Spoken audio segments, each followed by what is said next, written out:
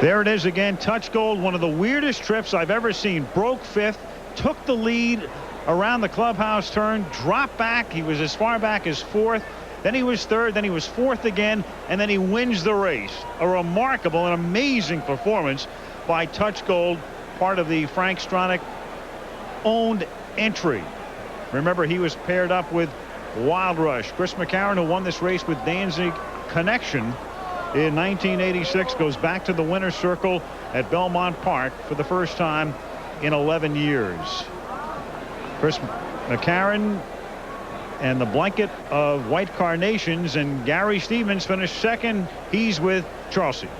Well, the Silver Charm team has been very noble in defeat, and certainly Gary Stevens is bitterly disappointed as any member of that team. But it was a great ride and a great performance by your colt. You just got outrun at the last jump. Well, it's very hard to take. This is probably the best race that Silver Charm has run through the Triple Crown races, and to have him come up just a bit short. We're going to look at it right now. It's hard to take, but you've got to give David Hoffman's a lot of credit for having this colt ready today after the adventure he had in the Preakness.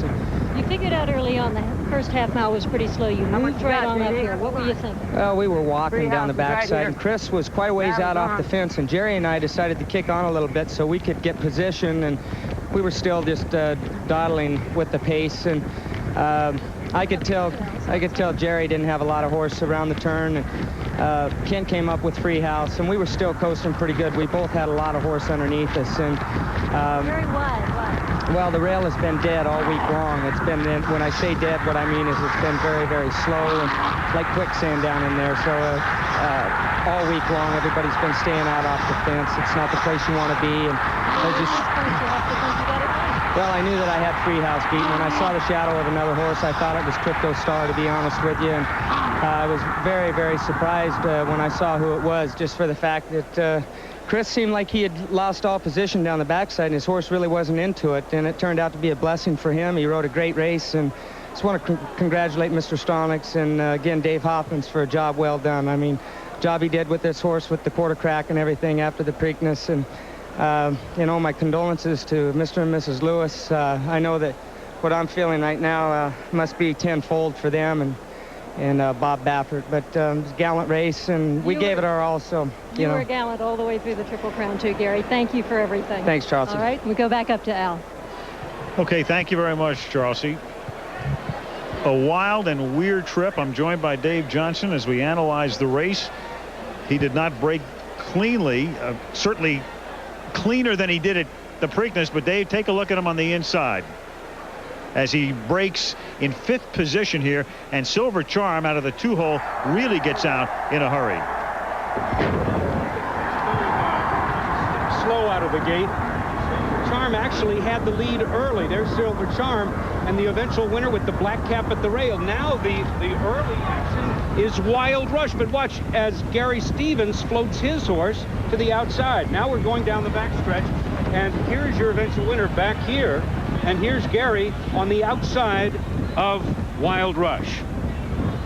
Now they're three across the track, and here's McCarron behind the wall of horses, waiting for an opening, I guess. Here he comes through between horses, but no, he's going to float to the outside.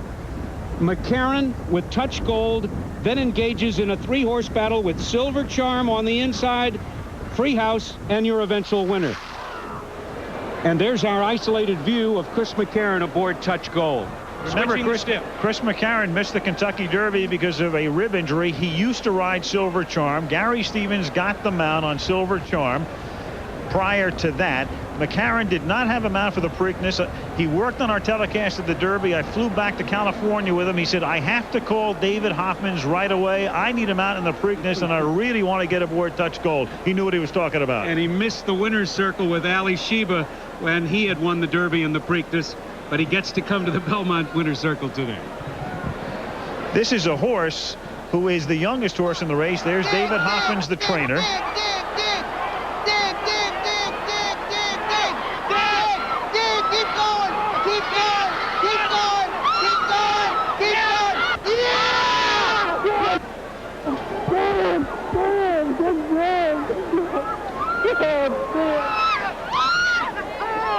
Hoffman saddled Alphabet Soup to the Breeders' Cup Classic Championship last November.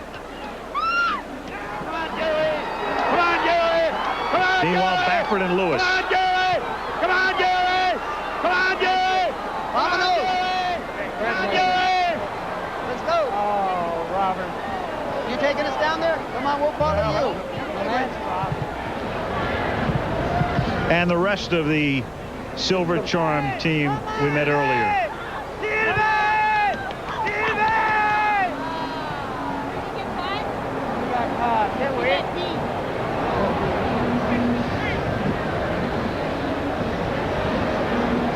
The ups and the downs in this sport, nothing like them, Dave. And there it is officially now, with Touch Gold winning it by 3 parts of a length over Silver Charm. Freehouse finishes third. So again, the team of McCaffrey and Toppin have had 6 starters in Triple Crown races.